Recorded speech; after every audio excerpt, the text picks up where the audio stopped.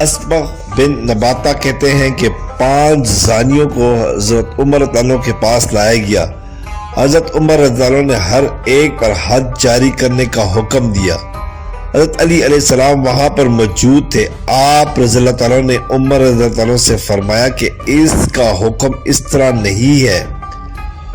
حضرت عمر تعالیٰ نے کہا آپ ان پر حد جاری کریں۔ حضرت علی تعالیٰ نے ایک کی گردن اڑا دی، دوسرے کو سنگسار کیا، تیسروں کو کوڑے لگائے، چوتھے پر آدھی حد جاری کی اور 5ویں کو تنبیہ کی، یعنی شرعی حد سے بھی کم سزا دی۔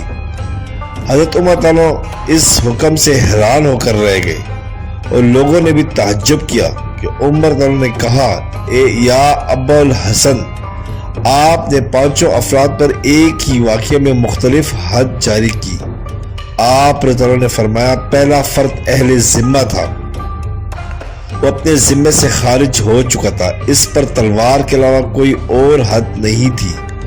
دوسرا فرد شادی شدہ تھا، اس کو سنگسار ہی ہونا تھا۔ تیسرا شخص کیونکہ غیر شادی شدہ تھا، اس نے کوڑے کھائے۔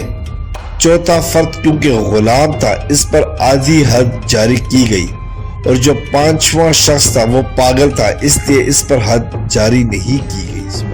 سبسکرائب کریں، لائک کریں اور بیل آئیکن پہ کلک کریں تاکہ آپ کو اس طرح ہی پیاری اچھی اسلامی ویڈیو ملتی رہے۔